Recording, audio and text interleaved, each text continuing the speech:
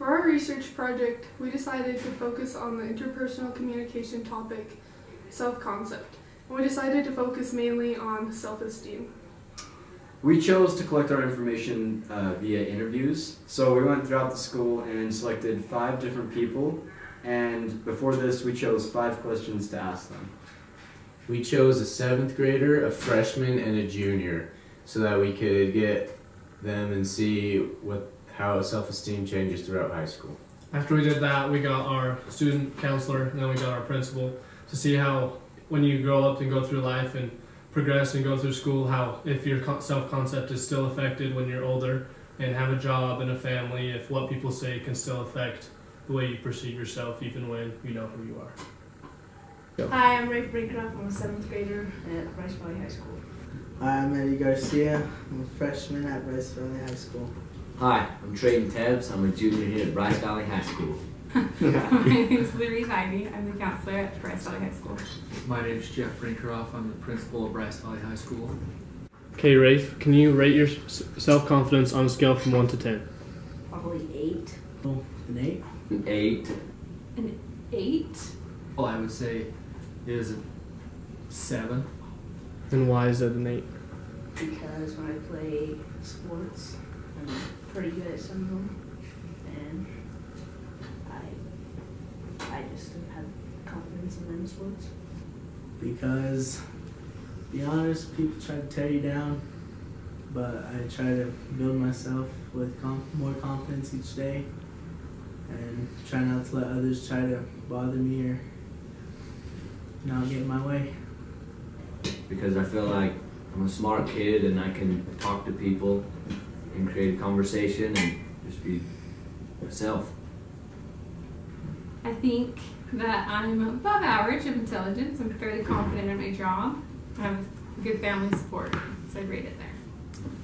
I'd say that I feel pretty confident in most of the things that I do. I work hard to be informed. I know what I'm making judgment calls or what I'm working on. Some areas, obviously, I don't know as much as others, and so I would say that I'm not as confident in those areas as I am in other areas.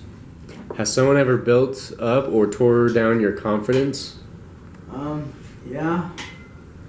And we've tried to tore me down. Like, this person on the basketball court keeps saying I'm too small and I'll never be worthy enough to play on varsity. And there've been people that have built me up, trying to invite me to the gym, trying to get me going for next summer ball and winter ball. I've had people build me up and built me down. And I've had an experience in basketball where I've made a bad decision in a tight game, and I've had my players came up to me and they're like, "It's okay, you got this. You can just keep your head up, you got the next one." So I would say, yes, everybody's confidence has taken a hit from time to time. This year, when students didn't commit to projects that they had initially committed to, it's a little deflating. And I really feel like I tried to set up a situation where kids would be successful. And it's hard when you feel like they can be successful at something and they don't see that in themselves, or they don't follow through with it. Yeah, I have people build up and tear down my confidence all the time. Areas where I think I'm confident, sometimes there's situations where people don't agree with me or don't see it the way I see it, and so they sometimes want to argue or say things that are maybe sting for on purpose to try to persuade me to change my mind, and so that sometimes shakes my confidence. And am I doing the right thing, or am I, is this how I should be handling this situation? I've had several teachers in my life that have built my confidence, and maybe mentors. I could think of a couple of mentors, one in particular that taught me a lot about the construction trade that I was going to be a teacher in. He probably taught me more than anybody else about the trade and gave me a lot of confidence that I could do things and just taught me how to do them in different, through different situations, and gave me a lot of confidence to be able to do what I did as a teacher. And I felt like his example and his knowledge, I think, applied to the things I taught students more than any college that I went to. And so that was someone that built my confidence really well. Yeah. All right. Who and how did they do it? My brother, and he just calls me an idiot sometimes. Do you compare yourself to others, and what do you compare? I compare myself to others, like in sports. It's cool when I see somebody that's like really athletic, and I just want to be like them. I think we all compare ourselves to others. So yes, I compare myself to others. I want to make sure that I'm being the best at my job. So I work with other counselors to see what they're doing and what I'm doing. I also do it within my community. I want to be making sure that I'm participating and a good volunteer within my community. So I assess that. And I also want to make sure that I'm current with what I'm doing in my job. Absolutely. It's easy to compare yourself to other people and how proficient or good at things other people are or aren't. And so, yeah, I compare myself to other people and wish sometimes that I knew or could do what they can do. But overall, it doesn't bother me if I don't feel like I'm as good as them. I just sometimes wish I was. In basketball and baseball, like to MLB players, and like when we're hitting, like Bryce Harper hit like that, like a 500 or some yard home run or foot home run, and I compare sometimes, like pretend I'm him. Do you compare yourself to professional athletes? Yeah. Who do you compare yourself to? A good boy, Tate Leach. We're both great 3-pointers, and we can really strive for greatness at some point. Do you feel confident when you do something you're good at? What is it? Yes, I feel like helping people brings me confidence. That's largely what I'm supposed to do. So I feel like when somebody feels like I've been successful in helping them, boosts my confidence. Yeah. An example is when I build, I like to build on the side. That's something that's kind of a stress reliever to me, and I feel like I'm pretty good at it. I feel like I can build furniture and different things like that.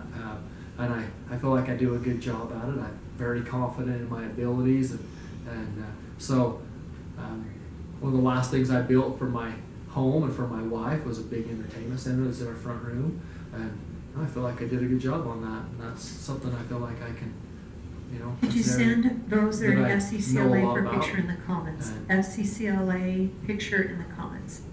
Thanks. So as I work in that area, then I'm very confident in my abilities. Yeah, because I'm doing good in the sport, and like, I guess I feel good. Yeah, because people will either tell me that I'm good or bad at it, and keep trying to push myself to do better at it. And even though I'm already good, I still work on the weakness.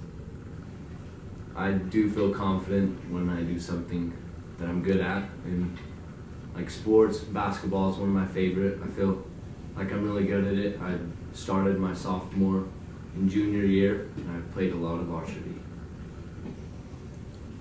Okay, and if someone wanted to boost their own self-esteem, how would you tell them to do that?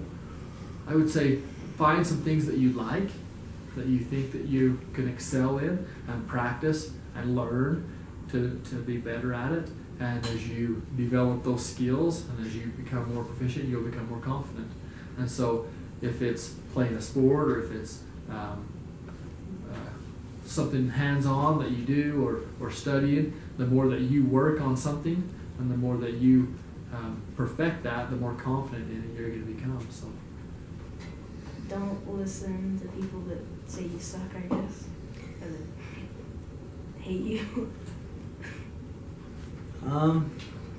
Don't let anyone tell you what to do. Always think for yourself and try to see how you can build yourself up, and don't let others tear you down. Because if you get torn down, then life's gonna beat you up. You gotta beat life up. Do it yourself. I just tell them to always keep their head up and look forward to brighter things and to never give up or have any doubt in themselves. Be okay with failure. You're not going to be successful at everything. So when you do less than what you anticipated you would, assess what went well and what you could do differently next time. Thank you. Thank you. That's it? Alright, so to kind of start off what we learned, we're just going to go through the questions. So in the first question, we asked them to rate themselves, and almost every single one of them chose 8, and the principal chose 7. We kind of think that this is because they were pretty confident in themselves, but they didn't want to sound overconfident necessarily. And they kind of explained this as they went throughout their answers. Our second question was, has anyone built you up or tore you down? Every single person talked about an example of someone tearing them down, but only 3 people also talked about someone building them up. So we concluded from that when you get tore down, that leaves a more impressionable memory for you. Our third question was, do you compare yourself to other people? And every single one of them said they did. And they mostly compared themselves to someone they thought was better than them at something. And we learned that they try to take from them what they can learn to make themselves better, and you don't always have to tear yourself down by comparing yourself to others. Fourth question was, do they feel confident when they're doing something they're good at? And all of them answered a definite yes, because all of us are confident when we're doing something we're good at. So from that we concluded that our self-esteem gets shaped a lot by things that we're not good at and the way people look at us when we're doing those, because if we're not good at something and they say negative things, then we'll take that and think that we're not good at it and not do it again. But if someone builds us up, like only 3 of them talked about getting built up, that left a positive influence that they can do it and that they can be confident in things they're not good at and shape their self-esteem to be better. Our fifth question was, what would you say to someone who's looking to boost their self-esteem? They all had really positive answers for this question, and they all gave some pretty good advice. They talked about not letting life get you down or other people. Don't listen to those who are trying to tear you down and build yourself up. And that's just a really meaningful thing that they would all speak on that. So our call to action was, as you can see throughout these videos, people tended to remember more of the negative influences they had on their lives, and like if people lowered their self-esteem, they seem to remember those more and talk about those. And so our call to action is to make sure you try and have a better boost people's self-esteem, and if you can, don't tear others down, build them up. And if we do that, we can do a lot in other people's lives and in your own life. Because Josh's tie is very, very I like his tie. on the gay side. I mean, yeah, I like your tie. You know, you guys are destroying Josh's self-concept right now. Shane, honestly, his tie is the best. Who's your favorite tie? Don't just answer it honestly. Are you videoing right now? No. Just making sure you look good.